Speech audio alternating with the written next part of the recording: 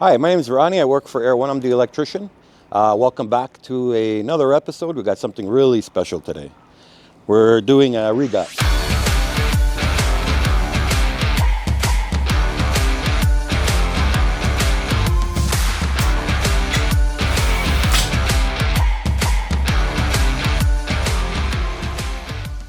Okay, look at this.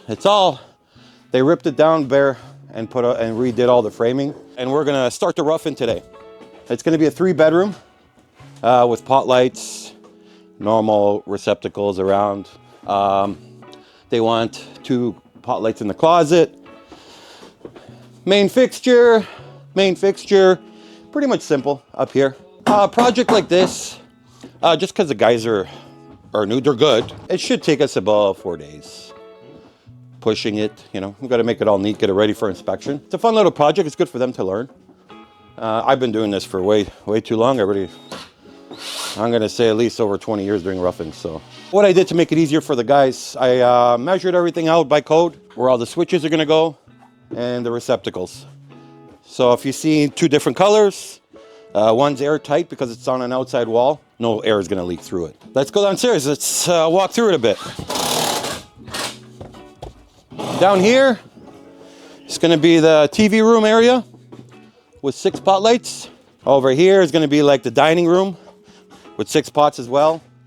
There's a washroom, and the kitchen's pretty cool. It's vaulted ceiling. Yeah, so it's kitchen on both sides. A whole kitchen on that side, a whole kitchen on this side, plus an island. And they put 4 pots, and then they wanted a fan box up there, which I gotta change that box. You gotta put it for a fan rated, like more than 70 pounds. The challenge on this house, they're using 2x2 wall studs. Like, it's hard, because I don't like drilling through these, because then we're gonna put protection plates everywhere. So now I'm gonna go behind, and I'm gonna have to make supports every, 18 inches or whatever it was, and staple it, because the inspector's gonna want to staple. So that's the only battle I'm having right now, is to run wires, and some of them you can't even put a box. So you're gonna have to put it's only allowed to put 1 wire in it, which is called a shallow box, and I hate doing those. But so far upstairs we only have to put 1. Down here it looks pretty good. So the basement, pretty straightforward, but there's a lot of the old wiring here. So if you look at the panel, there's wires in there. I'm taking them all out. I'm gonna run everything fresh. So he wants a washer and dryer right here. He wants me to put a separate circuit for, it's a macerating pump. That's it. There's a motor in there, so if something goes down, it chews it all up and then it shoots it out so it doesn't get clogged. So yeah, I'm gonna put a dedicated circuit for there. Over here is just a little common room. Down here is not gonna get finished. They don't want to finish, but again, with the old wiring, he wanted me to use these. I don't want to use them because they look like they're from 1964. So I'm gonna rip all this out. That's gonna be on another episode. Feed time. I gotta run, I think up here, I'm only gonna run 3 feeds, which is pretty less than what I'm used to. Usually I do 8 or 9.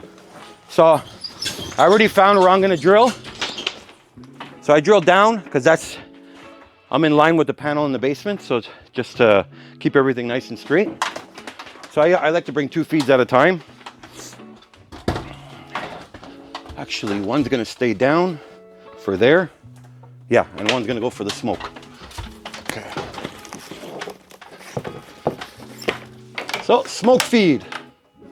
I like to power the smoke from upstairs. If there's ever an issue, let's just say, everybody makes mistakes when they do electrical. Let's just say they literally forgot a feed.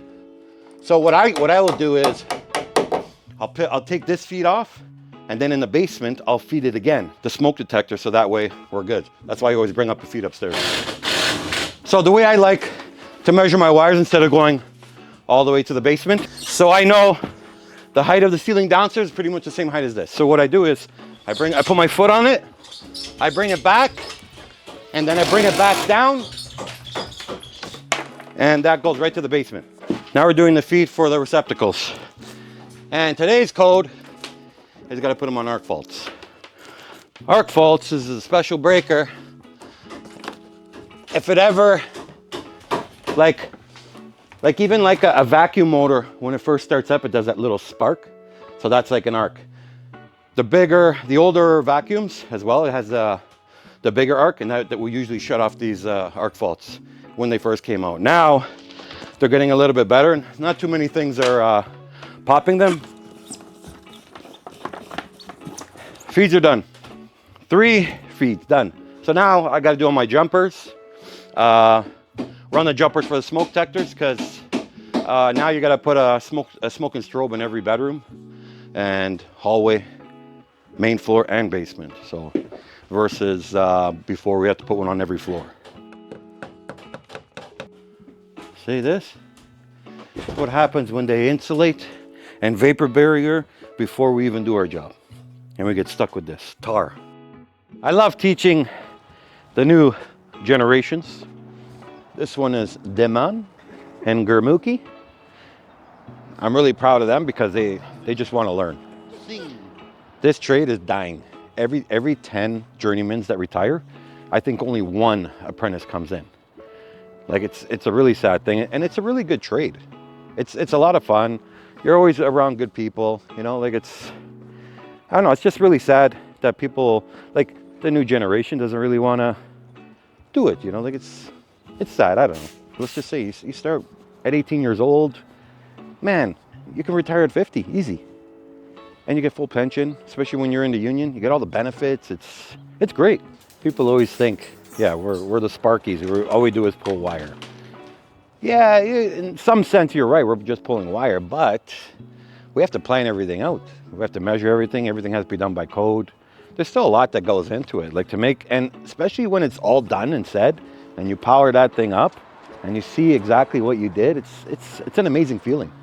If you don't do it all by code, and you don't do it all nice and clean and safe, you know, you're gonna run into problems later. So that's why always, whoever is doing electrical in your house, always get a permit. Make sure that guy always pulls out a permit. My name is Judson. I'm a lead plumber with Air One, based in Cambridge. Today we're in a house that's approximately 100 years old at 117 Johnston Street in Guelph. The house has been gutted, it has been framed. We're here now, we just completed the plumbing, and the electricians, they're busy doing the wiring. We can start at the meter where it all begins.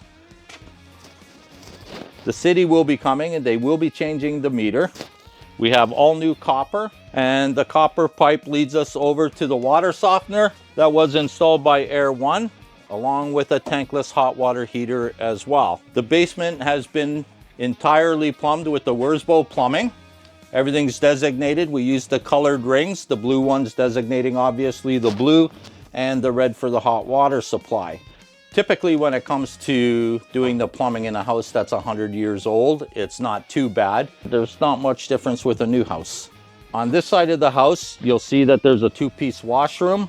So we have, the toilet will be here with the drainage and the venting. And there will be a vanity over here with the drainage and the venting. Now, up in here, above the washroom on the main floor, you'll see a little bit of a cobweb of plumbing up there.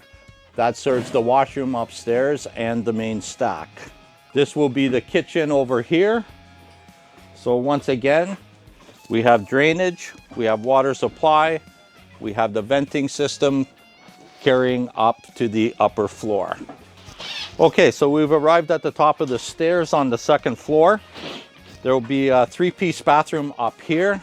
We've installed a shower pan. We've installed the shower diverter here. The vanity will go here. You'll see that there's drainage, there's venting, and there's water supply.